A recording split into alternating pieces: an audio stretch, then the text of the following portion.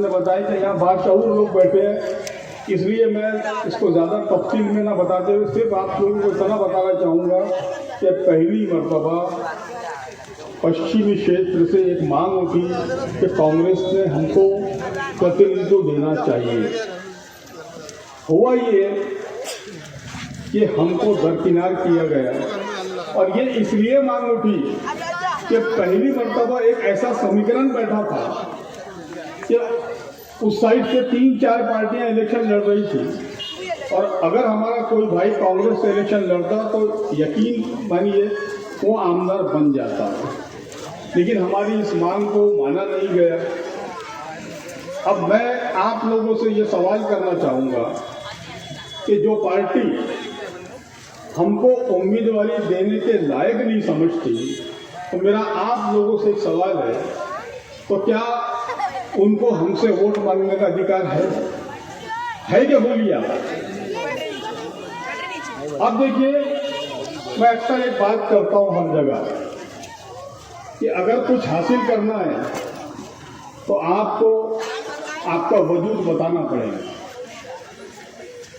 माँ भी तब तक बच्चे को दूध नहीं पिलाती जब तक वो रोता नहीं। हमको हमारा हक छीनना पड़ेगा। अगर हम वोटर की हैसियत से इस शहर में रहेंगे तो यकीन मानिए हम कई सालों तक बस एक वोटर बन के रह जाएंगे। अगर हमको कुछ हासिल करना है तो हमको इस पार्टी को, इस कांग्रेस पार्टी को सबक सिखाना पड़ेगा।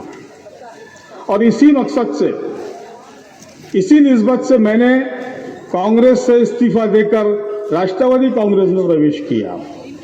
अब आप लोगों का ये सवाल रहेगा कि भाई मैंने किसी अपने भाई को सपोर्ट क्यों नहीं किया। मैं करता अगर एक उम्मीदवार होता। मैंने अपने दोस्तों से, अपने चाहने वालों से मशवरा किया और ये नतीजे पर आया मैं कि मैंने उस उम्मीदवार का साथ देना चाहिए जो कांग्रेस पार्टी को हरा सके। इसलिए मैं सुलभताई खोड़गे साहब के समर्थन में आया और आज आप लोगों के सामने उनके लिए वोट मांग रहा हूं। अब देखिए, जो पार्टी की वजह से आज पूरे देश के अंदर आप देखिए कांग्रेस का क्या हाल हुआ था। भारतीय जनता पार्टी ने एक नारा मारा था, कांग्रेस मुक्त भारत बनाएंगे। यकीन मानिए सिर्फ और सिर्फ हम लोगों ने इस पार्टी की लाज रखी, पूरे देश में हम लोगों ने वोट किया और कांग्रेस पार्टी को हम लोगों ने जिंदा रखा। एक एमएलसी हमारा हुआ करता था, वजाहत मिर्जा, उसको भी हटा दिया गया। टिकटें देखिए आप सारी पार्टियों को कंपेयर कीजिए, सबसे ज्यादा टिकटें अगर किसी पार्टी से मिली होंगी मुस्लिम परसेंटेज के हिसाब से तो राष्ट्रवादी कांग्रेस अजीत पवार गुट के से मिली है।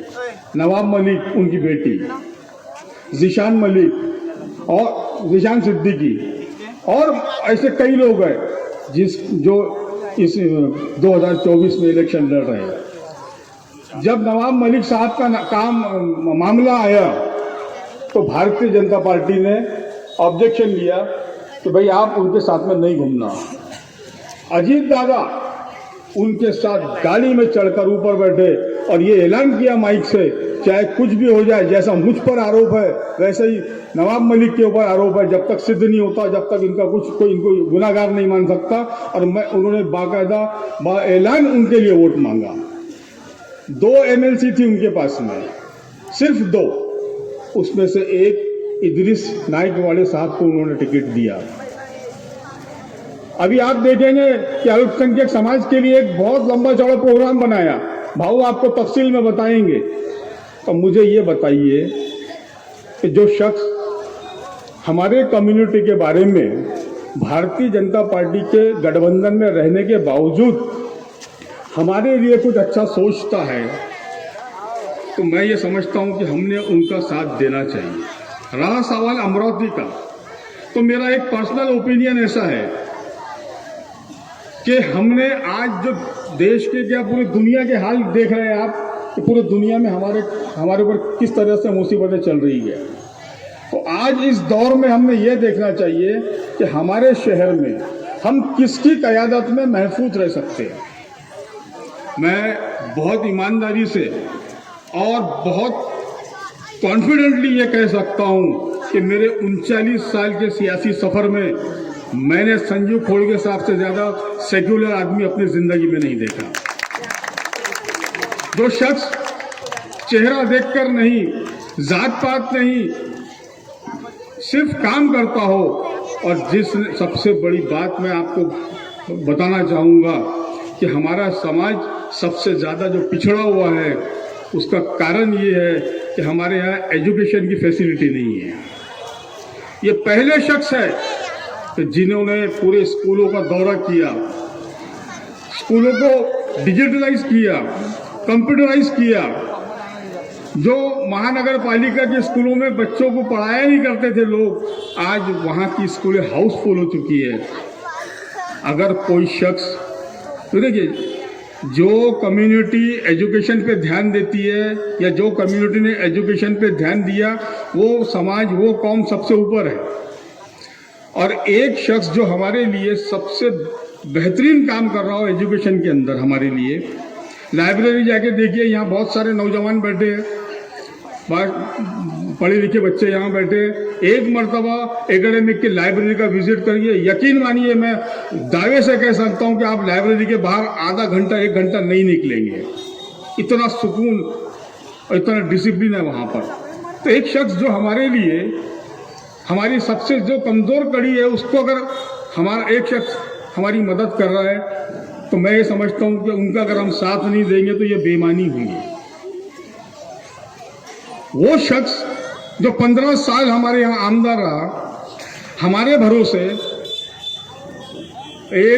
कोई आगे ये मजमे में से खड़े रह के अगर मुझे ये कह दे कि फलानी जगह उनका ये काम है, तो मैं अभी उनके समर्थन में चला जाऊंगा। आज उनके पास में जहां भी वो जा रहे हैं प्रचार के लिए, उनके पास कोई मुद्दा नहीं है। वो बता ही नहीं सकते कि मैंने मुस्लिम इलाके में कहीं कोई काम किया हो, बल्कि वो हमको डरा रहे हैं एनआरसी, सीए, और ये कह रहे हैं कि आपके घरों पे अब बुलडोजर चल जाएंगे अगर बीजेपी की हुकूमत आ गई तो। हम 74 दिन एनआरसी का आंदोलन किए। यहाँ से कई लोग होंगे जो हमारे साथ इरविन के स्क्वायर पे हमारे साथ बैठे होंगे। बताइए, एक मरतबा भी डॉक्टर सुनील देशमुख ने वहाँ विजिट की है कभी? और संजू भाऊ हर हफ्ते 15 दिन में 8 दिन में वहाँ पर आके विजिट करते थे और हमारा समर्थन करते थे। आज उनको एनआरसी की याद आ रही, आज उनको सीए की याद आ रही। बुलडोजर की बात करते हो, सबसे पहला बुलडोजर अमरावती में चलाने वाला शख्स डॉक्टर सुनील देशमुख। अगर आप कोई मेरी बात को, अगर आपको ये करना है, पता करना है, तो आप अब्दुल्ला पार्क में जाके पूछिए।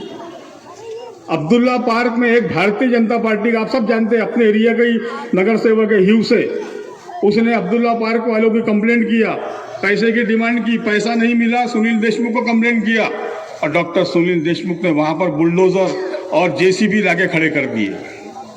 जो पाइपलाइन जमीन के अंदर गड़ी हुई थी उसको जेसीबी से उखाड़ के फेंक दिया गया, इलेक्ट्रिक की लाइन काट दी गई, बच्चे, बूढ़े, हामिला औरतें रात रात भर बैठी रही। 1 महीना, यकीन मानिए, 1 महीना वहां के लोग सदमे में रहे, सदमे में, ये सोचकर कि कब बुलडोजर आएंगे और कब हमारे घर गिरा देंगे। 200 मकान थे भाइयों वहां पर। तो बुलडोजर चलाने वाले तो तुम हो। और एक बात मैं आपको याद दिला दूं, इतवारा बाजार आप लोगों ने देखा होगा, जो दरगाह के पास से जवाहर गेट की तरफ जो रोड था, वहां हमारे भाइयों की दुकानें थी, कारोबार करते थे हमारे लोग वहां पर। सिर्फ सौंदर्यीकरण के नाम पर डॉक्टर सुनील देशमुख ने वो पूरी की पूरी लाइन उठा दी। अरे बुलडोजर वाले, बुलडोजर बाबा तो तुम हो, तुम क्या हमारे को डरा रहे हो बुलडोजर से? आज वो लोग, कई लोग उसके अंदर के कारोबार से दूर हो गए, जिन्होंने लाखों रुपए की दुकानें वाली थी। और आज देखिए आप, वहाँ जानवर, कुत्ते सोते हैं, वहाँ पर लोग पेशाब करते हैं, वहाँ पर जहाँ लोग कभी रोजी रोटी कमाया करते थे। रोजी रोटी छीनने वाला आदमी। हमारे लोग गाड़ियाँ लगाते हैं इतवारा बाजार से लेके वहाँ तक।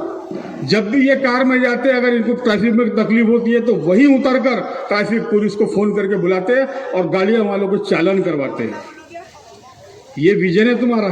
और एक आदमी जो हमारे समाज के लिए एक विजन लेके चल रहा है, हमारे समाज की तरक्की के लिए चल रहा है, तो मैं आप लोगों से हाथ जोड़ के मैं गुजारिश करूंगा कि एक बार हमारे खातिर इस शख्स का साथ दीजिए। यकीन मानिए जो 5 साल में जो विकास हुआ है, ये इसको हमको और डबल गति देना है, हमको और विकास करना है। बहुत सारे विजन है हमारे, बहुत सारे प्रोजेक्ट्स हैं हमारे पास में, जो हमारी भाव से बातचीत हुई, लेकिन ये गाड़ी कब आगे बढ़ेंगी जब हम इनको दोबारा चुन कर लाएंगे। जैसे यहाँ जो लोग बैठे हैं, मेरे पहले जो 2 प्रवक्ताओं ने बोला है कि भाई आप बाशऊर लोग हैं और आपका मैसेज जाता है यहाँ से, बिल्कुल मैं भी ये मानता हूँ, लेकिन मैं एक शायर ने बड़े अच्छे अंदाज में कहा है कि दिल से साबित करो कि जिंदा हो, दिल से साबित करो कि जिंदा हो, सांस लेना कोई सबूत नहीं। तो आप लोगों को ये साबित करना पड़ेगा, आप लोगों को इस पैराडाइज से मैसेज देना पड़ेगा कि नहीं, ये जो है घड़ी, इसी को हमको वोट करना पड़ेगा और इसी को जिताना पड़ेगा। इंशाअल्लाह आप सब लोग मेरी इस लड़ाई में, जो मैं कांग्रेस को सबक सिखाने जा रहा हूँ, आप सब लोग मेरा साथ देंगे, ऐसी उम्मीद करता हूँ और अपनी बात को ये ख़त्म करता हूँ। अस्सलाम वालेकुम।